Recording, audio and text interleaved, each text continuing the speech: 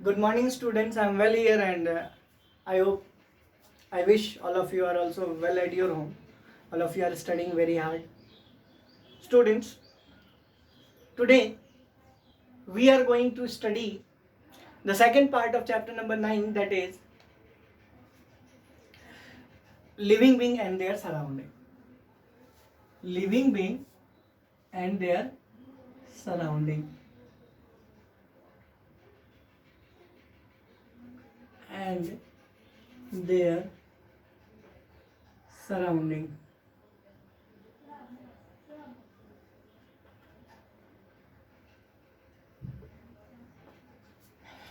जैसा कि बेटा हमने लास्ट क्लास में पढ़ा था कि लिविंग बीइंग तक हमने पढ़ा था, उससे पहले हमने ये पढ़ा था कि इन्वायरमेंट के कितने कंपोनेंट होते हैं। तो मैंने आपसे बताया था कि अगर हम कंपोनेंट्स ऑफ एनवायरनमेंट की बात करें, अगर हम कंपोनेंट्स ऑफ एनवायरनमेंट की बात करते हैं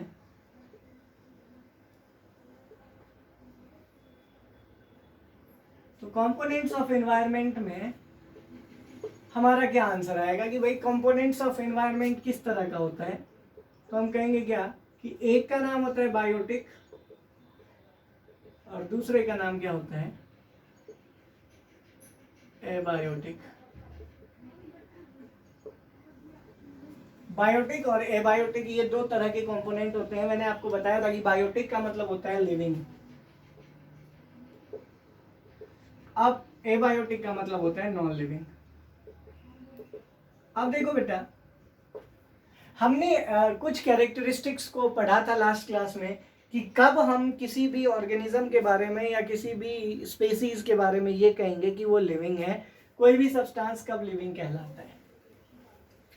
how can we say that an organism is living. Organism का इस्तेमाल ही हम लिविंग के लिए करते हैं। How can we say, how can we say that the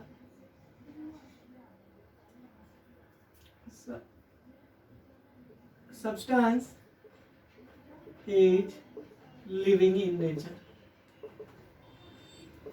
या केवल लिविंग हम कह सकते हैं। हमें ये बताना है कि कौन कौन सी ऐसी कैरेक्टरिस्टिक्स हैं, कौन कौन सी ऐसी चीजें हैं जिनकी वजह से आप ये कह सकते हो कि हाँ ये जो ऑर्गेनिज्म है ये लिविंग है। आई होप क्लियर है यहाँ तक।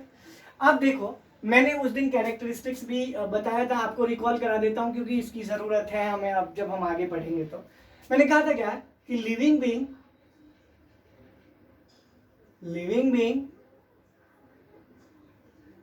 जनरली शोज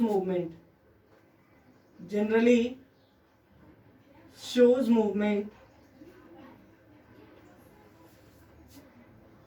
अब यहाँ पर जनरली का मतलब क्या होता है बेटा। जनरली यहाँ जो ये मैंने लिखा है ये बहुत इंपॉर्टेंट है, इसका इस्तेमाल हर समय हम नहीं करते हैं। जनरली इसलिए क्योंकि इस जनरली का मतलब होता है सामान्य तौर पर।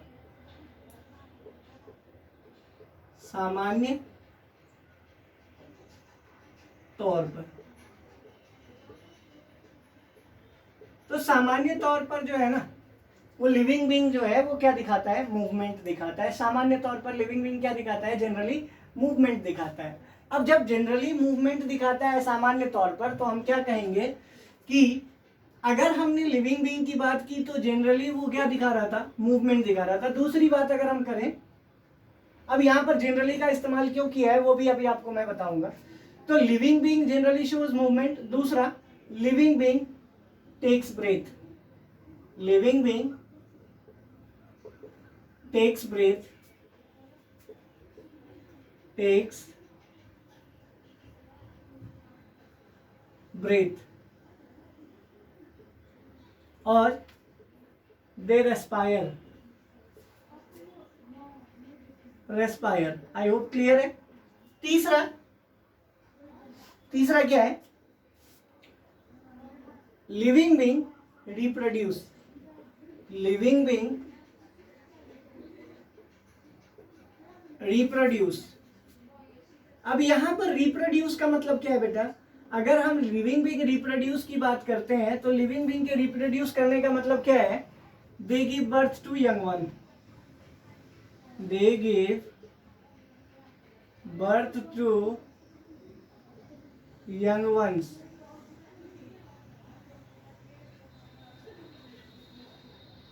ठीक है, लिविंग बीइंग रिप्रोड्यूस का मतलब क्या है? They give birth to young ones, बच्चों को जन्म देते हैं। और चौथा और आखिरी पॉइंट जो हमें इस क्लास में डिस्कस करना है वो ये कि living being respond to stimuli. Living being respond to stimuli.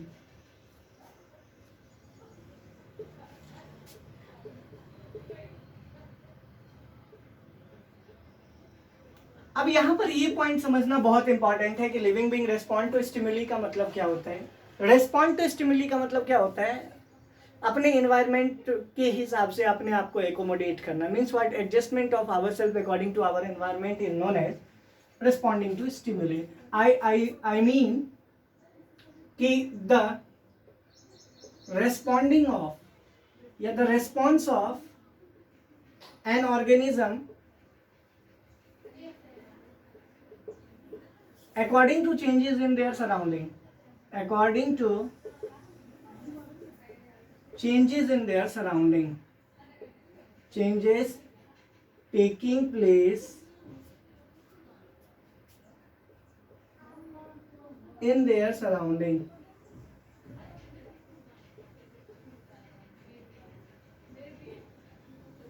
नहीं तो ये क्या है? Responding to stimuli. अब यहां पर जनरली मैंने इसलिए लिखा था क्योंकि मुझे यहां पर लिखना था एक्सेप्ट प्लांट। प्लांट एक ऐसा लिविंग बीइंग है बेटा जो कभी मूवमेंट नहीं दिखाता है। आई होप क्लियर है। इसीलिए मैंने जनरली लिखा था क्योंकि एक्सेप्शन में क्या आ जाता है? प्लांट आ जाता है। प्लांट कभी मूवमेंट नहीं दिखाता। प्लांट को छोड़कर लगभग सभी लिविंग ऑर्गेनिज्म मूवमेंट दिखाते हैं। आई होप क्लियर है। लिविंग बीइंग टेक्स ब्रेथ और दे रेस्पायर, आप समझ गए, इसका मतलब सांस लेते हैं। उसके बाद क्या है कि लिविंग बीइंग रिप्रोड्यूस, इसका मतलब क्या है कि वो बच्चों को जन्म देते हैं। तीसरी बात और चौथी बात और सबसे अहम बात, रेस्पॉन्ड टू स्टिमुली, ये एक इंपॉर्टेंट पार्ट है। इसका मतलब होता है the response of an organism, किसी भी ऑर्गेनिज्म का रेस्पॉन्स अपने सराउंडिंग में हो रहे चेंजेस के अकॉर्डिंग, अपने सराउंडिंग में हो रहे चेंजेस के अकॉर्डिंग जो अपने आप को एकोमोडेट करता है कोई भी ऑर्गेनिज्म, उसी को हम ये कहते हैं। आई होप क्लियर है, कोई प्रॉब्लम नहीं है यहां तक। अब नेक्स्ट पार्ट क्या है कि नॉन लिविंग बीइंग हम किसको कहते हैं? अब नॉन लिविंग बीइंग हम किसको कहेंगे वो भी डिस्कस करना जरूरी है क्योंकि उसमें एक दो पॉइंट्स ऐसे हैं जो लिविंग थिंग से कॉमन है, इसलिए उसको भी डिस्कस करना जरूरी है। वहां से एक क्वेश्चन भी हम डिस्कस करेंगे, उसको भी हम देखेंगे अभी। तो लेट अस सी, उसको देखते हैं। क्वेश्चन जो सेकेंड पार्ट है, whom do we call non living thing? Do we call non living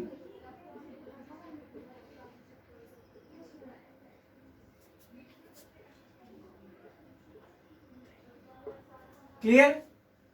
अब नॉन लिविंग का मतलब क्या होता है?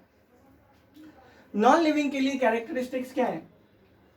They do not take breath और रेस्पायर।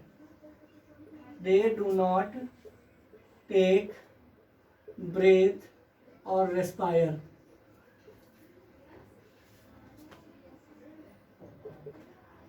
ठीक है, they do not take breath और रेस्पायर, ये कभी सांस नहीं लेते हैं, ये कभी रेस्पायर नहीं करते हैं।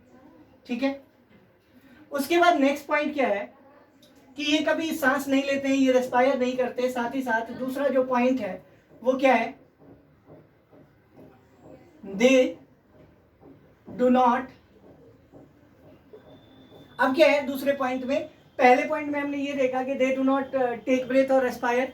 उसके बाद दूसरे पॉइंट में हम कहेंगे they do not respond to stimuli.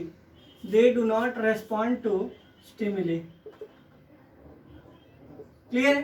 क्योंकि इनमें जान ही नहीं है, और अगर इनमें जान नहीं है तो वो जो है वो सराउंडिंग में हो रहे चेंजेस के अकॉर्डिंग अपने आप को परिवर्तित नहीं कर सकते। उसके लिए अभी मैं एग्जांपल आपको दूंगा। दे do not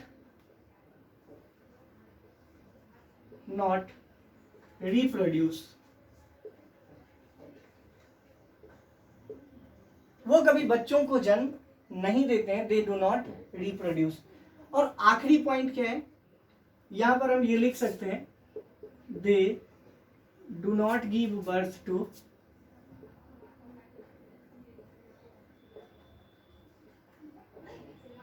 to young ones, ठीक है, they do not give birth to young ones. अब लास्ट पॉइंट है, लेकिन लास्ट पॉइंट क्या है, they may also show movement, they may also show movement.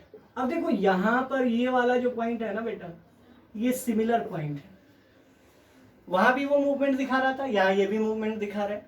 अब जैसे मैं कार की बात करूं, क्लाउड की बात करूं, ये सब क्या है, नॉन लिविंग बीइंग ही है ना, ये नॉन लिविंग बीइंग है, लेकिन क्या ये घूमता नहीं है, मूवमेंट नहीं करता, करता है क्या ये क्लाउड जो बादल है वो घूमते नहीं है, घूमते हैं। तो कहीं ना कहीं ये वाला जो पॉइंट है ये कॉमन है, किसमें, लिविंग बीइंग और नॉन लिविंग बीइंग में। बाकी सभी पॉइंट डिफरेंट है, क्यों, क्योंकि अगर हम इसकी बात करें तो हम कहते हैं क्या कि ये कभी रेस्पायर नहीं करता, कभी जो है वो सांस नहीं लेता। आपने टेबल, चेयर, बेंच, डेस्क, किसी भी चीज को अगर देखा हो तो वो कभी सांस नहीं लेता। दूसरी बात क्या है, they do not respond to stimuli, ये भी एक इंपॉर्टेंट पार्ट है। They do not respond to stimuli का मतलब क्या है कि वो जो है ना स्टिम्युली के अकॉर्डिंग रेस्पॉन्ड नहीं करते। स्टिम्युली के अकॉर्डिंग रेस्पॉन्ड नहीं करने का मतलब क्या होता है बेटा, कि अगर हम बात करें तो हम ये कहते हैं कि वो जो है ना वो सराउंडिंग के में हो रहे चेंजेस के अकॉर्डिंग अपने आप को परिवर्तित नहीं करता है, ठीक है। तीसरा है, they do not reproduce, they do not reproduce का मतलब है कि वो जो है ना वो कभी रिप्रोड्यूस नहीं करता है, मतलब बच्चों को जन्म नहीं देता। क्योंकि अगर आपने एक बेंच खरीदा है तो वो शायद 10 सालों तक बेंच ही रहेगा, वो कभी बच्चों को जन्म नहीं देता। और ये जो पॉइंट है ना, ये एक इम्पॉर्टेंट पॉइंट है जो कॉमन है, they may also show movement. अब यहां से एक क्वेश्चन था अपने एनसीईआरटी बुक में है, वो क्या कहता है कि can non living being show the characteristics of living thing, the characteristics of living thing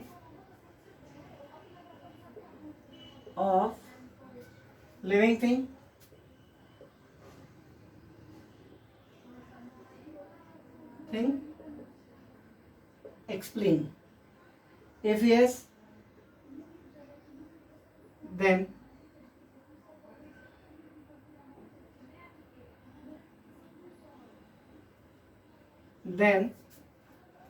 give 2 examples. Question ने क्या पूछा है हमसे कि क्या जो है नॉन लिविंग बीइंग वो 2 कैरेक्टरिस्टिक्स या कोई भी कैरेक्टरिस्टिक्स दिखा सकता है लिविंग बीइंग के, अगर हाँ तो 2 एग्जाम्पल बताइए। तो हम क्या कहेंगे आंसर में, yes, living being, sorry, non living being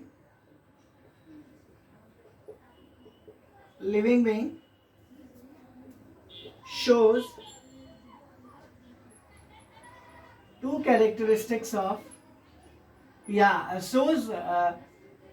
living being, non-living being shows characteristics of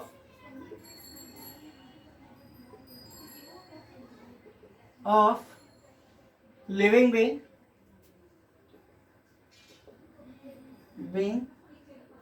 जिसमें पहला क्लाउड, एग्जाम्पल हम क्या कहेंगे, क्लाउड। अब क्लाउड को ऐसा क्यों कह रहे हैं कि ये जो है वो लिविंग थिंग वाली प्रॉपर्टी दिखा रहा है, तो हम कहेंगे क्या कि cloud shows movement, cloud shows movement and they grow. Cloud जो है वो मूवमेंट दिखाता है, एक जगह से दूसरी जगह तक आपने देखा होगा चलता हुआ चला जाता है, और साथ में वो उसके बाद क्या करता है, ग्रो भी करता है। छोटे छोटे क्लाउड्स को कई बार आप देखोगे इकट्ठा होकर वो बड़ा सा बनते हैं। आई होप ये समझ में आ गया आपको, कोई प्रॉब्लम नहीं है यहाँ तक। नेक्स्ट पॉइंट जो हम डिस्कस करने वाले हैं बेटा वो है आपको कि कल मैंने आपसे ये चीज भी डिस्कस की थी कि टेरेस्ट्रियल और एक्वेटिक जो है वो हैबिटेट क्या है। उससे पहले मैंने आपको हैबिटेट भी बताया था कि हैबिटेट क्या होता है। उसको एक बार फिर से हम रिकॉल करते हैं ताकि आगे की ओर हम पढ़ सकें। देखो बेटा, अगर हमसे कोई ये कहेगा what is habitat, what is habitat, तो हमारा आंसर क्या होगा? द सराउंडिंग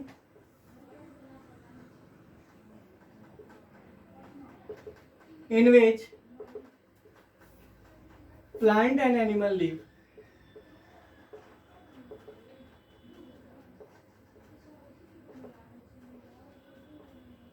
एक ऐसा सराउंडिंग जहां पर प्लांट और एनिमल रहते हैं उन्हीं को हम क्या कहते हैं?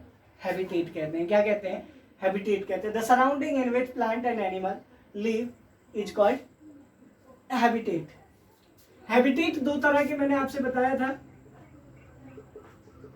अगर हैबिटेट की बात करें तो हैबिटेट कितने तरह का? दो। एक टेरेस्ट्रियल, दूसरा aquatic. Terrestrial, plant and animal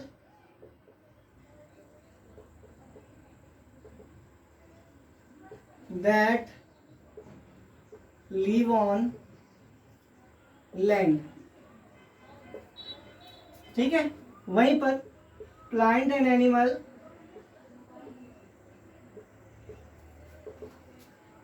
that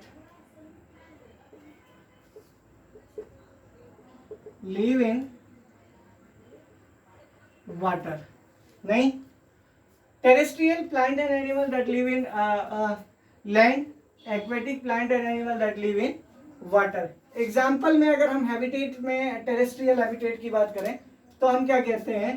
plant and animal that live on land, जैसे कि ह्यूमन बीइंग की बात करें। उसके बाद अगर हम किसी एनिमल की बात करें तो काउ। वहीं पर अगर एक्वेटिक की बात करें, उसके बाद अगर किसी प्लांट की बात करें तो मैंगो, पपाया, etc। वहीं पर एक्वेटिक की अगर हम बात करें तो एग्जाम्पल में क्या आएगा एक्वेटिक में? तो हम कहेंगे क्या? फिश,